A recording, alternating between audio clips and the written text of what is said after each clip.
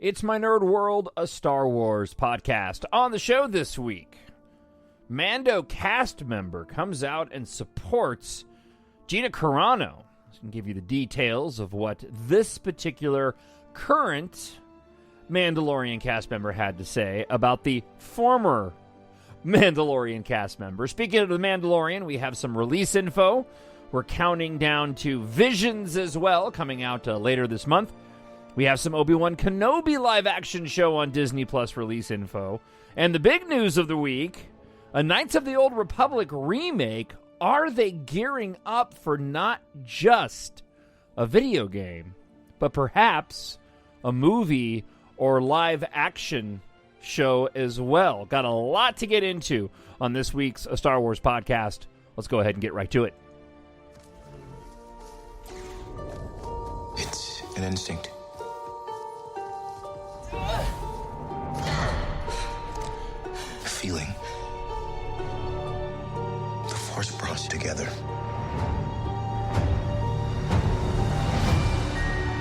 We're not alone. Good people will fight if we lead them. People keep telling me they know me. No one does. But I do.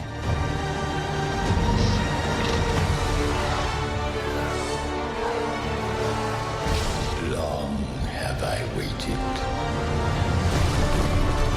And now you're coming together.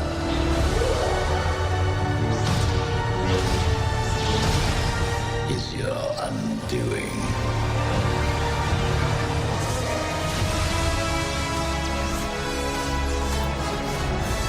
Confronting fear is the destiny of a Jedi.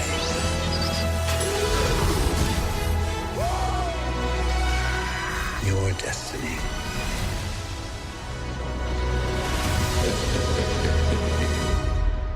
The Force will be with you.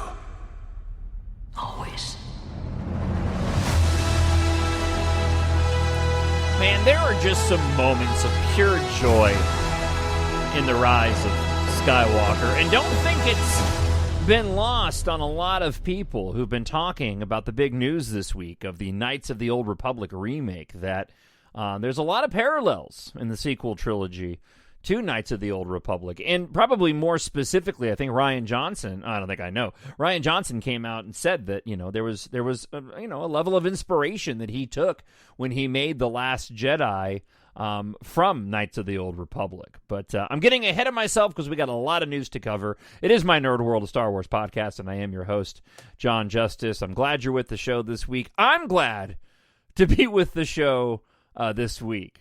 Really looking forward to sitting down and recording the podcast today. I'm a full-time radio talk show host, part-time author, although some days it feels like I spend more time writing my EMBARK science fiction stories than I do on the radio show. It's not the case, it just feels that way, all right? But I'll talk about that a little bit later on. But it's almost like therapy for me to be able to go from spending my 3 hours every day talking about news and politics to being able to sit down and talk about that, which actually brings me joy, and that is Star Wars. Man, I watched The Force Awakens last weekend. I think I talked about it last weekend, but that movie's so solid. I love the sequel trilogy. I really, really do. All right, we got a lot of ground to cover on the show this week, and let's go ahead and start here. I don't think this is going to get a lot of coverage on many other podcasts, but I'm talking about it on mine. This is not going to go the way you think. Written by Megan Basham, who I actually kind of have a connection to. I used to work in the same building with her husband. She now writes for the Daily Wire and put out a piece this week, and it's the only place where I actually found this piece of news, which is disappointing in my opinion. because this is a relevant and important story for a lot of different reasons. I'm talking about it from the Star Wars angle, obviously, but again, going back to my news and talk show full-time job, it's relevant there too. Megan writes this: Pedro Pascal and Carl Weathers from Disney's hit Star Wars streaming series The Mandalorian have yet to comment on the studio's decision to fire actress Gina Carano back in February over her social media posts. Show creator Jon Favreau has stayed mum as well. I'm not surprised by any of that, and that's their choice to stay silent, and I don't have an issue with that. However, one of Carano's former co-stars is now speaking up on her behalf. Her name is Emily Swallow. You know her as the armorer in The Mandalorian, and she offered high praise to Carano during a recent panel at Atlanta's Dragon Con. When Swallow was asked about Carano, she responded, "All I can say is that Gina, and working with her personally, what impressed me about her from the beginning is that she's so interested in other people's opinions, and it's so welcome and is so welcoming of other people's opinions. She wants to have a genuine dialogue." Swallow went on to say, "She's just like that in her day-to-day life. On set, she's more curious about other people. She's very giving and very gracious. I'm thoroughly baffled by a lot of what we're dealing with right now with cancel culture. And I think that it's, oh man, there are so many layers to it that are important to look at. But I think that the hatred that comes into it when people start refusing to listen to the other side, no matter which side they're on, I think that's really dangerous." Swallow continued and said, "One of the things that is so beautiful about our country is that we have free speech. I like to believe that we still do, but I'll tell you what, man, there are certain days when I question it. We can hear things," that was me, by the way, not the armorer saying that. "We can hear things that we don't like, and we can disagree, and that's fine." Now, Swallow's account of working with Carano also aligns with that of another Mandalorian cast member, Bill Burr, but it also aligns with other cast members who have remained silent in the wake of her being fired. If you go back and watch any of the documentaries from The Mandalorian, the gallery series, Pedro Pascal spoke incredibly highly of her. I mean, Jon Favreau handpicked her, for crying out loud, to be in The Mandalorian, right? The comedian Bill Burr, who played the mercenary Mayfeld in seasons 1 and 2, said the former MMA fighter and fitness model was an absolute sweetheart, super nice effing person. After leaving The Mandalorian, Carano entered into a partnership to produce and star in her own feature film for the Daily Wire. Look, in my opinion, and this is my opinion, it was flat out wrong what happened to Gina Carano. If you happen to listen, and I did, and I've actually listened to it, well, actually I've watched it a couple times. Gina Carano sat down for a very lengthy interview after she was let go from Disney and Lucasfilm. And my takeaway from that interview of Gina Carano was that she was a genuine, thoughtful, caring, and truthful person. She went on Twitter and spoke her opinion, and there's nothing wrong with that, even if you disagree with her opinion. Emily Swallow is right. We live in a free country, and you should be able to go and speak your opinion without fear of repercussions in that way, regardless of what that is. That's what free speech is all about. And the one thing that I took away from watching that interview with her is that, and it backs up what Emily Swallow said there, is that she is a genuinely curious person, and she didn't realize at the time that she was going to take such heat and ultimately lose an amazing job because she was just simply sharing an opinion on Twitter. She was admittedly new to politics and was learning about issues and saw concerns like we all do. We all have our opinions, and we're not always going to agree with each other, and we're allowed to go and share our opinions. It gets very dangerous when that cancel culture seeps in and there is a mentality that a person must be torn down, must lose their job, and banished off to some island of misfits, of opinions that a certain segment of the population, and I'm not even speaking to a certain segment of the population. I'm just saying a certain segment of the population, and I don't care which side of the political aisle you fall on, it's wrong either way, if you decide that that person must be canceled or removed or banished from a platform. There's something really wrong about that. She shared an opinion just like everybody else. And it's really unfortunate what happened to her. And I have thought from the get-go that it was just simply flat out wrong.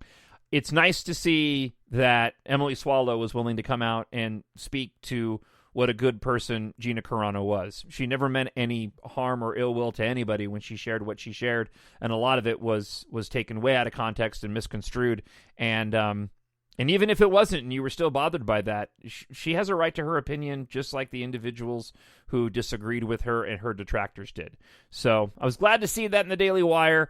Again, I doubt you're going to hear that on many other podcasts other than this one. And I don't care. I'm glad that I have the opportunity and live in a free country where I can go and express my opinion when talking about Star Wars. And yes, even things that aren't necessarily as fun and lighthearted as we normally talk about on the show, like an individual who expressed an opinion and sadly was wrongly let go for that opinion. And it's, as being a Star Wars fan, it's tough. It's hard when stuff like that happens. I still love my Star Wars, and you don't know the entirety of how a certain situation shakes out. I've never been one to go and say that anybody should be deplatformed or should lose a job for simply stating an opinion, nor have I been a person who goes and boycotts things because of the actions of what individuals, or what I believe individuals may have done within a certain entity. Again, I'm not there. I don't see what happened. I may disagree with it.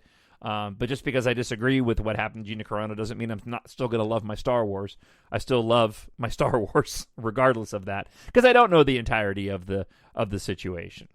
All right, so let's go ahead and move on to some other news before we dive into, again, the big story this week, and that is this remake of Knights of the Old Republic. And could it potentially be leading to maybe a live-action Disney Plus feature streaming show, or perhaps a film? Before we get to that, though, we do have some other items we got to run through. Will you have a spark that'll light the fire that'll burn the First Order down? So there's been quite a few different outlets that have been reporting on this, and Bespin Bulletin is now coming out and backing up some of these claims as well. They've got a pretty good track record, and Bespin Bulletin is backing up those claims of a September or March timeline, or a September through March timeline for The Mandalorian Season 3. Okay, so we're right now waiting for, this month, Star Wars Visions to come out. As a matter of fact, I have a bit of news I can share with you about that. That will be released on Disney Plus. All of the episodes will be on September 22nd, so just coming up here in a few weeks. The screener links have been sent out to certain members of the media. So certain members of the media, as I just repeated myself, have been sent links to go and watch several of the episodes. The episodes are ranging from 13 minutes to 22 minutes long, according to Adam Frazier on Twitter, who was able to get a link to one of these screeners. So I imagine in the next few days, we'll be getting some firsthand accounts of individuals who have seen the episodes of Star Wars Visions. As I mentioned before on a previous show, wasn't really all that hyped for Visions, but I'm genuinely curious now and looking forward to it. And I'm glad they're going to be apparently releasing it all at one time so we can go and binge watch it. They released a poster that came out this week. That looks pretty cool, and I'm really curious to see what these animators have in store for us, even if it's not canon. I'm looking forward to it. It's Star Wars, man, and I love my Star Wars.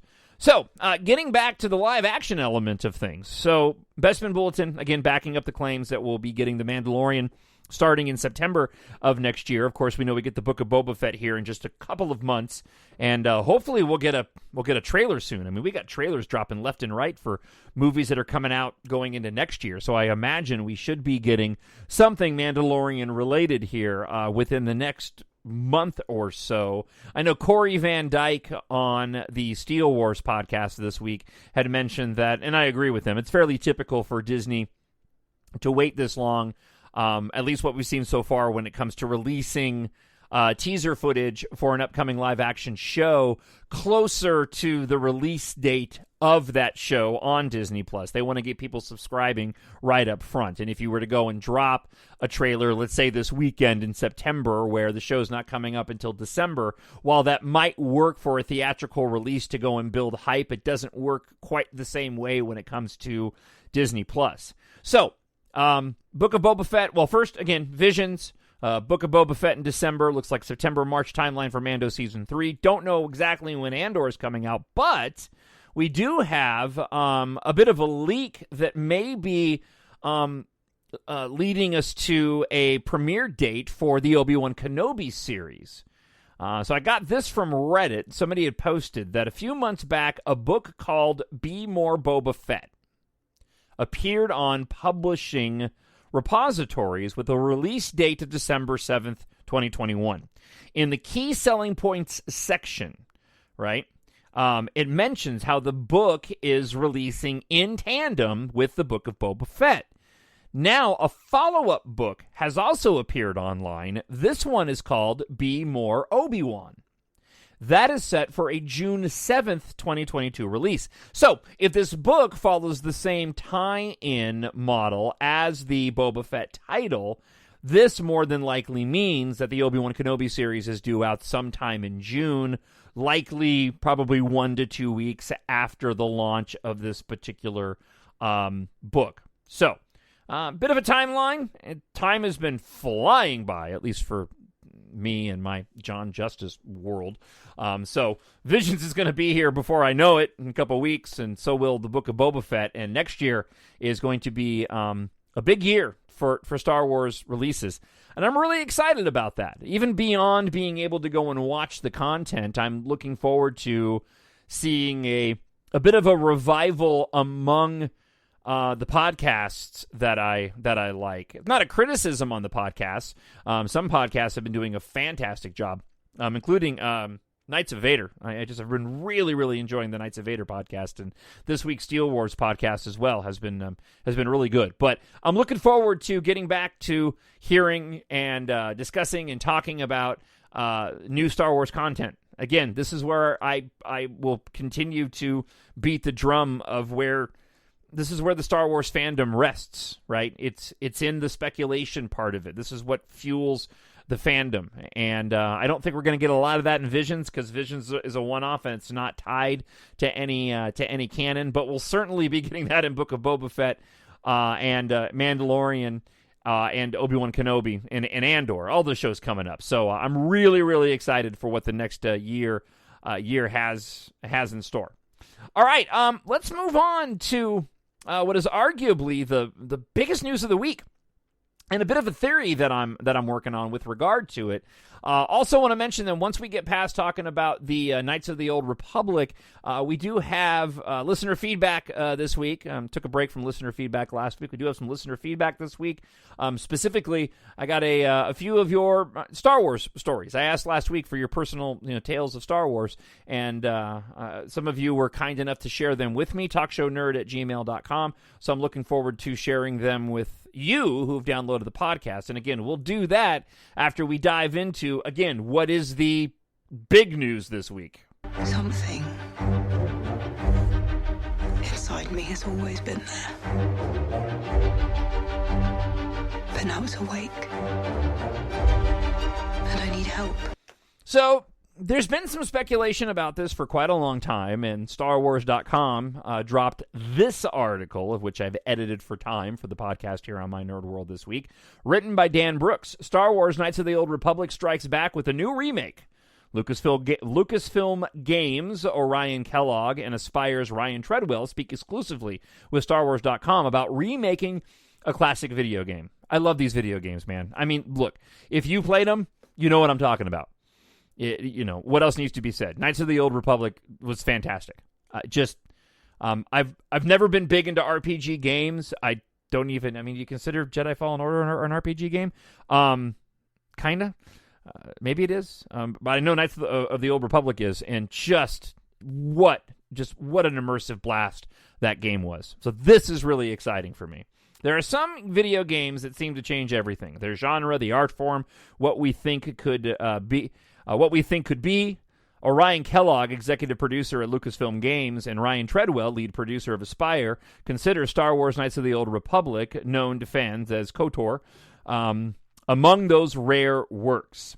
Announced at PlayStation Showcase 2021, Star Wars Knights of the Old Republic Remake will see a classic RPG return as a PlayStation 5 console exclusive at launch and for PC. I better put out an Xbox One, otherwise I'm dropping money for a PlayStation 5.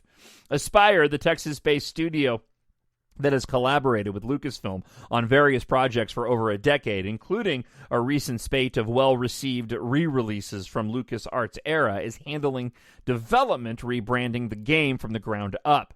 So, to borrow a line from Darth Vader, Dan Brooks writes, the circle is now complete for Kellogg and Treadwell. I really, really think that RPGs have never been the same since, says Kellogg. It's a big honor to have the opportunity to work on it. Speaking for the development team, most of us are AAA RPG developers, says Treadwell. This has been something that is a dream for all of us.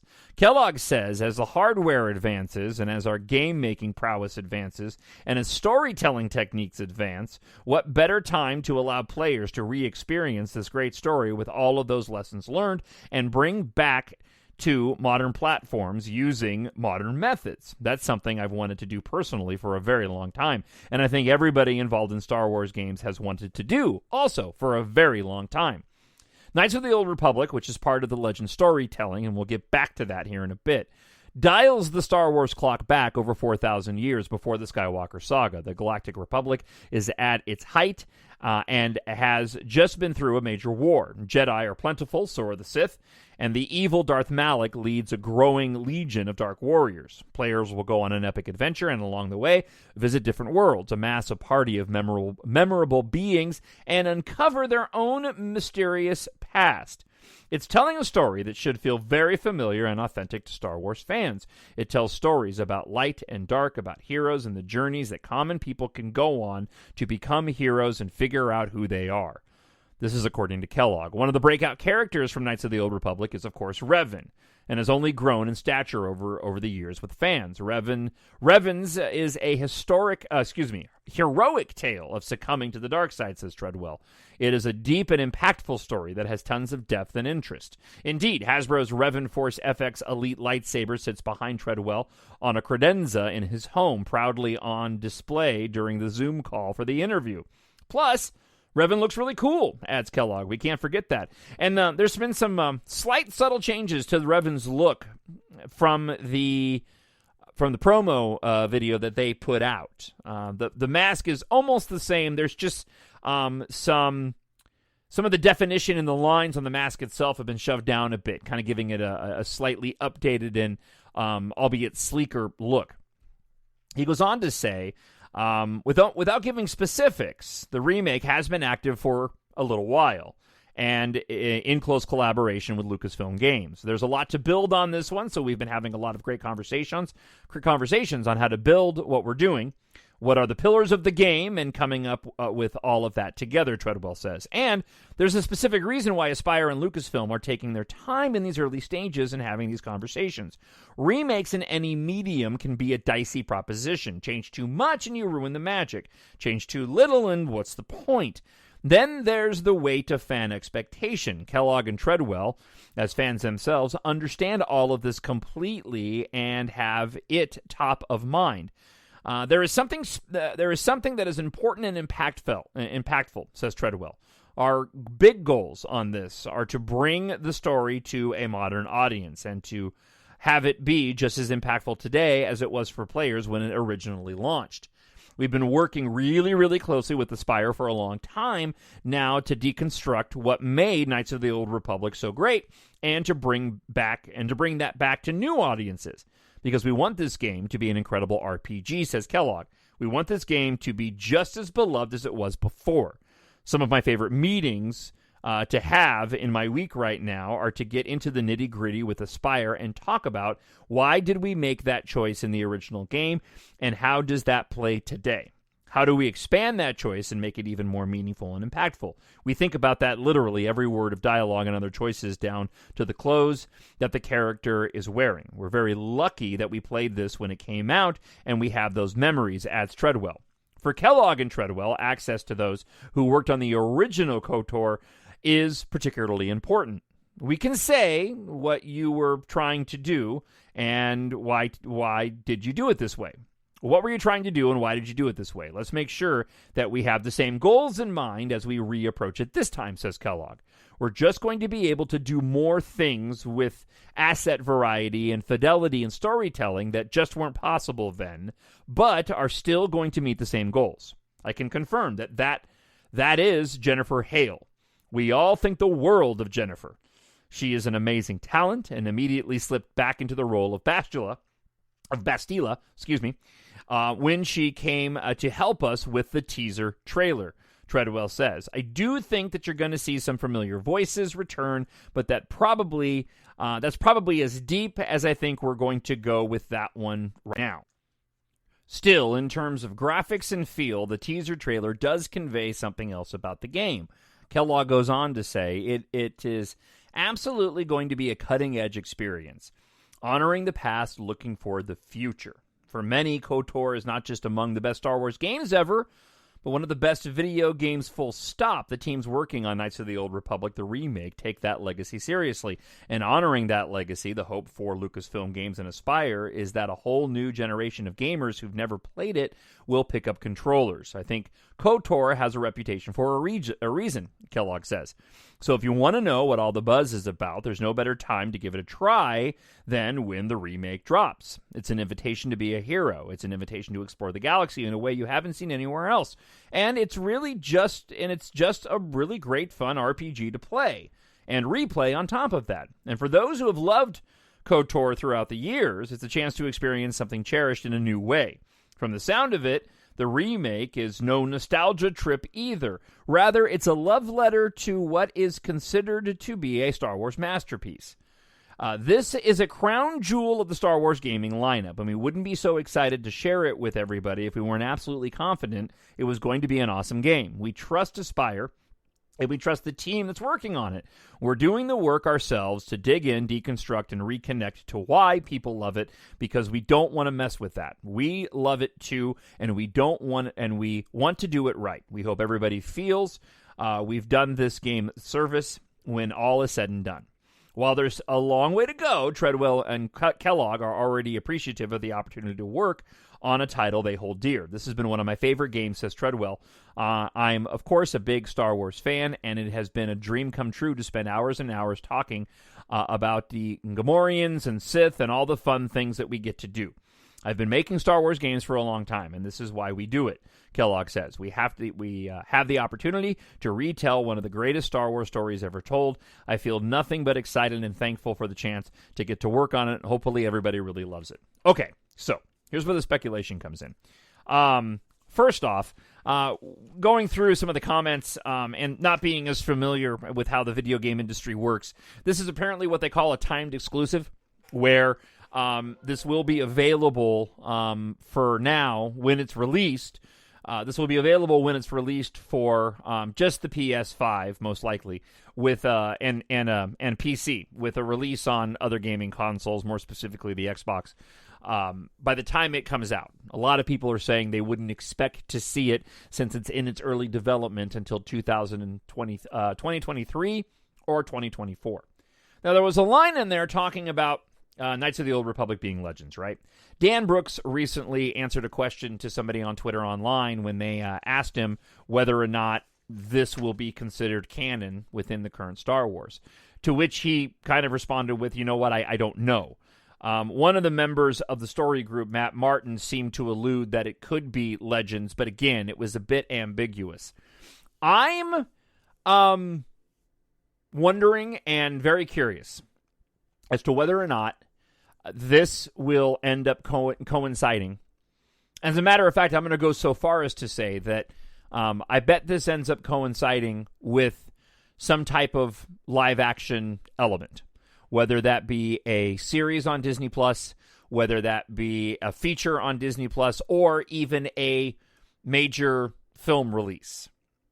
We haven't gotten details on much when it comes to the movies that are coming out, apart from Rogue Squadron and other films and the directors and producers that are working on that. We've covered that on the show extensively. Video games do take many, many years to go and develop. Knights of the Old Republic is incredibly popular. We're in a much different world now than we were even when the sequel trilogy came out, certainly when the prequels came out, and definitely when the original trilogy came out. Disney wants to bring in new fans to all aspects of Star Wars. Visions is obviously an attempt to bring in that region of the world more Star Wars and to invite that in, right? This is driven by capitalism. I've got no problem with that whatsoever, and the almighty dollar. And the more Star Wars we get and the larger we grow the fandom, the better it is for everybody. But getting back to the popularity of Knights of the Old Republic and the popularity of Revan, there's a story in here with Revan, with Bastila, the influence that it's had, as I talked about earlier, on modern Star Wars that simply cannot be denied. If I were Disney and Lucasfilm, I would be coinciding Knights of the Old Republic with some type of live action release. And I would, and I'm going specifically. My speculation here is specifically live action. This is ripe for live action. The development takes such a long period of time. They've got to be working with Lucasfilm artists and designers on what this world will look like. Because if Disney and Lucasfilm end up giving us live action content within this time period, outside of Knights of the Old Republic, they're going to want to make it match. You're doing all of this work already for the video game in terms of concept art and ideas and storytelling. It makes nothing but sense that, given how long it takes the video game, that you would be potentially developing a live-action element to go along with it. And what better way to bring in the fandom than by offering up a remake of an RPG game that was loved by a certain generation of Star Wars fans that is also going to be able to be attached to and played by a brand new generation of Star Wars fans. And on top of that, you've got a video game that's now a major video game release coinciding with a live-action release of some point in time. I would be very, very surprised if this is just the video game and there is not some live-action element to it. As a matter of fact, I would have expected a live-action Knights of the Old Republic or something within that time frame with those characters before we got the video game. And the one thing in the article that really stuck out to me was this idea of making sure the game honors the past, but also you present something new and different. And, we had different endings in Knights of the Old Republic. You'd obviously have to stick to one particular ending for a live-action release, but there are ways that you can incorporate that within the storytelling of either the video game or live action. So, a couple of different things. What do you think? Do you think this is just the remake video game? And that's it? That they're spending all this time? Nah, I'm kind of loading the question, aren't I? But do you think that they would spend all this time to develop this huge video game that's beloved by so many fans and not take advantage of the fact that you could attach it to something live action? Right? I want to know what you think. TalkShowNerd@gmail.com. I'm really excited about this. I'm obviously excited to go and play the game, but I'm excited to see if Disney's going to do what I think they may do here. Look, there's a possibility when you consider how long it takes to make a movie. It makes all the sense in the world that you wouldn't announce necessarily the film right now, okay?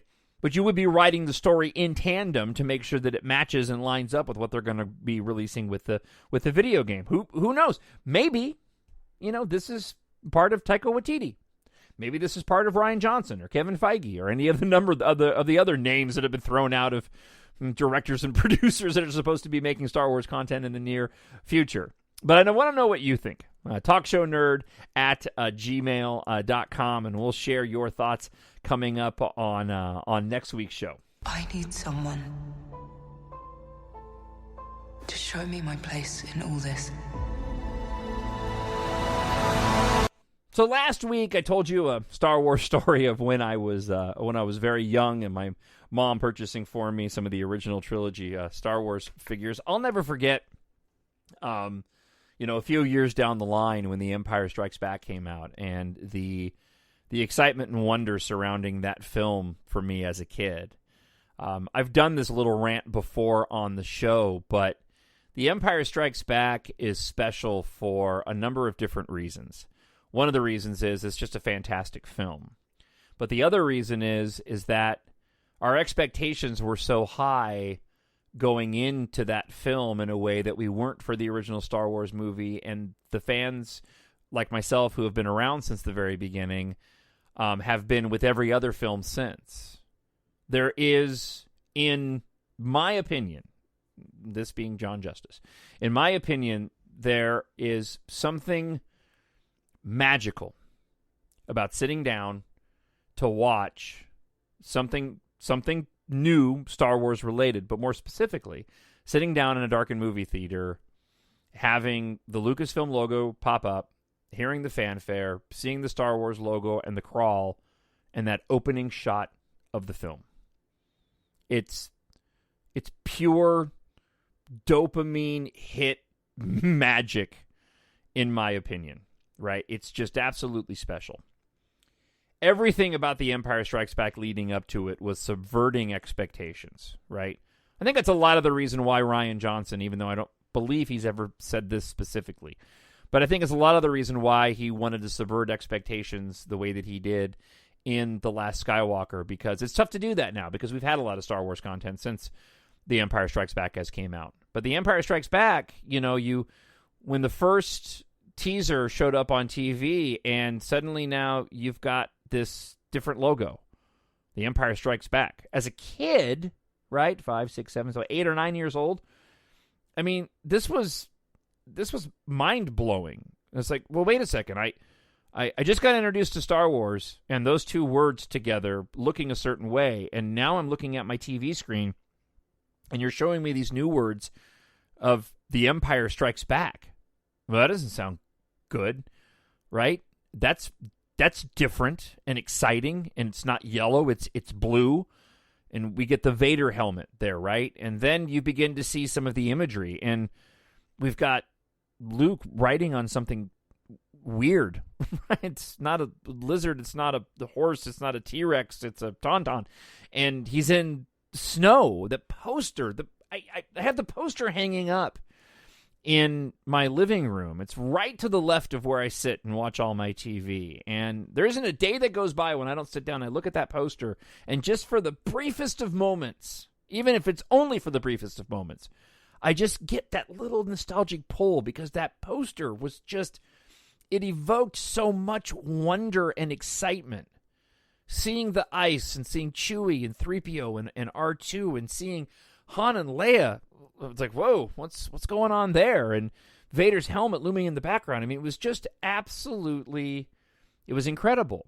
And I'll never forget getting my hands on my first action figure from that, and it was a snowtrooper. And as a matter of fact, I'm looking at it right now. It's in my, actually, I moved it. There it is. It used to be just over to my left, but I moved all of my classic original trilogy figures to a different case, and now the ones on my left is my my growing collection of the Rise of Skywalker stuff. But was the snowtrooper, and why is that unique, and why was that special to this 8 or 9 year old little John? Well, because he didn't look like the other stormtrooper. What's going on with this guy?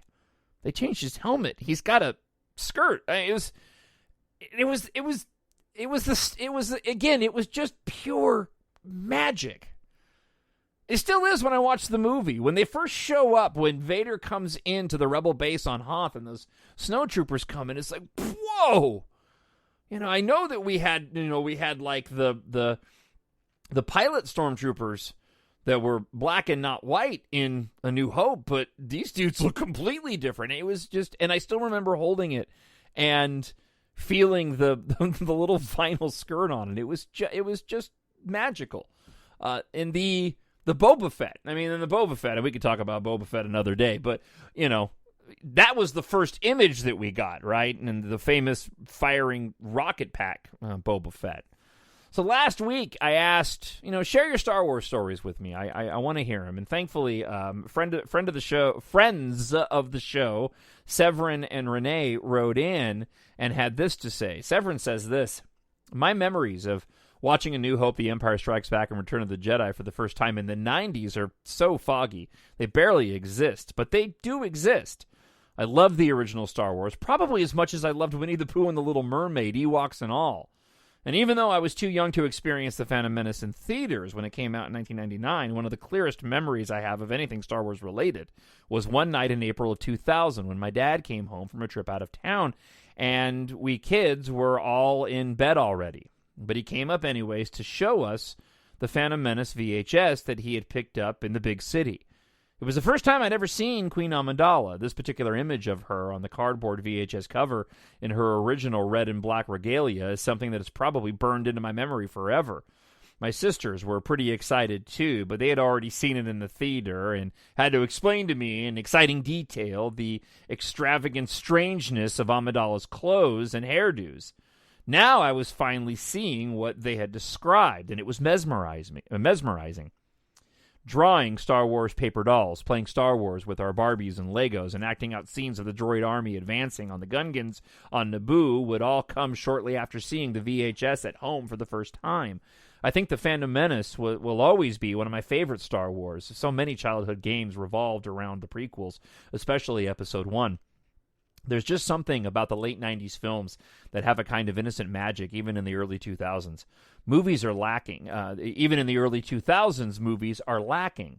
Maybe it's just my imagination, or maybe there's something really to that. But in any case, I'll never forget the first glimpse of Queen Amidala in her royal space getup. Severin, I cannot tell you how much I appreciate you sharing that with me. We live in just a crazy world. And I pray every day that that I look forward to retirement at some point in time. I'm only 49, but I look forward to retirement. I love writing. I love writing my stories. I never thought that I would enjoy doing that in my life. It's just been an incredible thing that has happened to me. And I hope that people that read my books are just as thrilled to read them as I am to write them and craft these stories. Same thing with the podcast as well. But reading your comments here, that's life right there. I mean, top to bottom. That's joy. That's wonder. That's magic. More importantly, that's family. That's your parents, and that's your siblings. And these are things that you experience together. We're not taking Star Wars with us, but we have it while we're here. And I think Carrie Fisher said it in the Force Awakens documentary of what makes Star Wars special is family. And actually, I remember when my stepmom, Cindy, who's married to my father, first saw that documentary and said that it brought her to tears when Carrie Fisher made the comment that that's what really Star Wars is about, within the storytelling and within the fandom. We have a lot of things that are happening in life right now that I'm not going to talk about on the show today. And I'm so grateful that I can shove that all aside for 35, 40, 50 minutes once a week and talk about it on the show and hear experiences like what you shared there. Because that other stuff that I'm shoving aside, it's a part of life, but it certainly ain't the part of life that's bringing us joy, man. Not by any stretch. What I just read and what you wrote is what's special. This is what makes, life worthwhile while we're here and we're blessed to live it. And I'm so grateful that you shared that with me, and I was able to share it on the show. Equally as important, Renee Davis writes in and had a really nice comment about the show that I did last week. Actually, it's funny. I walk away from the show sometimes, and I'm not really. I won't say I'm not happy, but I'm just kind of like, I hope people enjoyed that. I would love this podcast to be something special, and I think sometimes it is, and I think sometimes it's not. Right? I do it every week. I want to be consistent. There's sometimes when my heart's just not in it, or there's just not a lot going on. Last week was one of those weeks when I wrapped the show up, and I was like, okay. I got it done.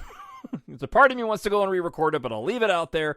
But Renee, and I won't share it, I'll just keep it between the two of us, but Renee had written, before she wrote this email, had written me something, just a nice little note. And I do believe that everything in this life happens for a reason. And I got that email for a reason, and she wrote it for a reason. I was like, you know what?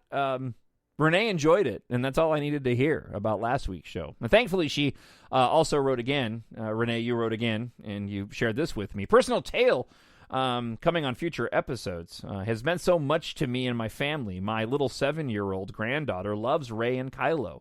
The music has always given me goosebumps. I find it a little bit tougher showing the love or the interest since the end of Skywalker. Don't know if anyone feels that way. A lot of content, but I'm only really looking forward to the real enthusiasm to the Obi-Wan Kenobi series. I feel that somehow I am expected to move on, but I can't after 40 years of pure joy and love. I wonder if anybody else feels this way. I think it's amazing that you have a little 7-year-old granddaughter who is into Rey and Kylo, right? I think that's awesome. And that kind of dovetails nicely into what Severin had wrote of, I thought it was really unique to hear somebody younger than I am and their perspective of having their own tales and stories of Star Wars at a time when I was much older, having gone through a similar thing years prior with the original trilogy. And here, Renee, you share a story of a 7-year-old who's got an affinity for Rey and Kylo. In terms of the interest since the end of the Skywalkers, I don't know. I think you go back and forth. I'm excited for the live action stuff, but I've said on the show so many times, you're probably all sick of hearing it. I still believe that the saga stories and the mythology is what drives the storytelling and the fandom portion of it, and then of course the family connections there. So I don't think that you're the only one by any stretch of the imagination. But I'm so thankful for both of you for writing in this week. I really do. I really do appreciate it. TalkShowNerd at gmail.com. I'm kicking around the idea, a little bonus talk, and then we'll wrap up the show this week. Kicking around the idea of doing another space opera podcast. I haven't done one in quite a long time, but they dropped the trailer for the Matrix 4, and I'm a big Matrix fan. I don't get hung up on sequels like a lot of people do. I love the entirety of for example, the Pirates of the Caribbean trilogy. And Pirates of the Caribbean trilogy and the Matrix trilogy have a lot in common just in terms of the way they were made. You have this really good opening, and then the creative element kind of has the ability to go and play with the world, and it expands and grows. And for some people, I think that they dig it like me. Other people, they don't. I loved the first. I think the first Matrix movie is a masterpiece that says a lot about society, a lot about Christianity on a lot of different levels, and is something that can be studied for a long, long time. But I also really enjoy Reloaded and Revolutions. I think the 40-minute mech battle in Revolutions is just one of the most incredible battles ever put to cinema. So I'm really legitimately excited for the Matrix Resurrections. And if you haven't checked the trailer out, I would definitely encourage you to do so. So I'm kicking around the idea of doing it's not space opera. Matrix isn't, but it might as well be. It has all the elements. They're just not in space. So I might do a space opera podcast since I put that podcast on hold for a while because I want to do some Matrix talk.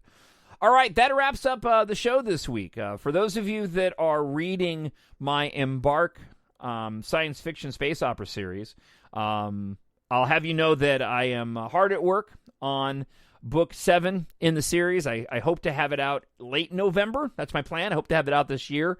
If you've had the opportunity to read EMBARK Book 6, which came out just a couple weeks ago, Fear the Dangerous Night, you're probably wondering when the next book is going to come out. That's all I'm going to say.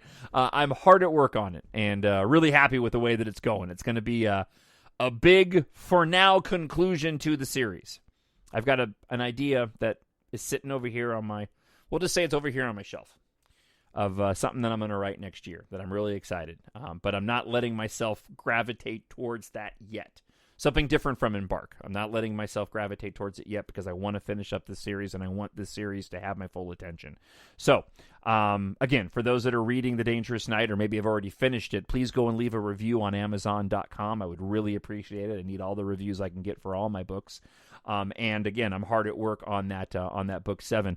If this is the first time you're listening to the podcast, I really hope you enjoyed it. If you're wondering what in the world is this EMBARK thing you're talking about, it's a science fiction space opera series that I've written. It starts off with EMBARK Book 1, which is basically a tale of a boy and a girl, two protagonists and their friends, who get involved unwittingly in a global galactic conflict amid the evacuation of Earth. And an industrial accident has taken place in one of a global network of civilian and military spacecraft factories around the globe, which sparks a global evacuation. Sin Argum, who was one of the top officials inside D-Corp, sees this as an opportunity and attempts to go and exploit the disaster with his covertly created military. Katha, who's the female protagonist, lost her father a year prior to the events that take place in EMBARK, and suddenly out of nowhere she uncovers a cryptic message that he had left behind, which leads her and Taft, the male protagonist, to a shocking discovery, and they suddenly find themselves unwittingly attached to the growing disaster, and it's up to them to unravel the mystery of what her father left behind, if there's any hope of saving humanity, as they head to the stars in search of a new home. And that's just book 1 that sets the stage for a sprawling space opera that continues through the next stories through book 6 and book 7. They are all available at Amazon.com under EMBARK and Jon Justice. You can also go to mynerdworld.net for all things podcast related and book related. mynerdworld.net. Hit the link right there on the homepage and go and pick yourself up a copy. The ebook is available on book 1 right now for just 99 cents, and they're all available in ebook, paperback, and audiobook, with the audiobook for Fear the Dangerous Night coming out hopefully in the next few months. All right, that's my pitch and plug and the only sponsor I have this week. Thank you so much for listening. I hope that you enjoyed it. Thank you to both Severin and Renee for writing in. And I want to continue to hear your stories. Please send them in if you're listening. Just take a few minutes and just tell me, even if it's short, tell me the stories and your memories that you have attached to Star Wars. I would love to hear them and share them with, comment on them and share them with you listening to the show. TalkShowNerd@gmail.com. Wherever you are, I hope you're having a fantastic week. I hope you're happy, healthy, and safe. We're heading into a rough weekend here, obviously, for the United States of America, as we are on looking at the 20th anniversary of 9/11, a day which I will never forget, and none of us should ever forget. But again, I hope that you are doing well wherever you are, and thank you so much for checking out the show this week, and I hope you'll subscribe to the podcast and come back and listen again next week. All right, I'll talk to you again sometime in the next week or so. Bye. The Force will be with you, always. My Nerd World.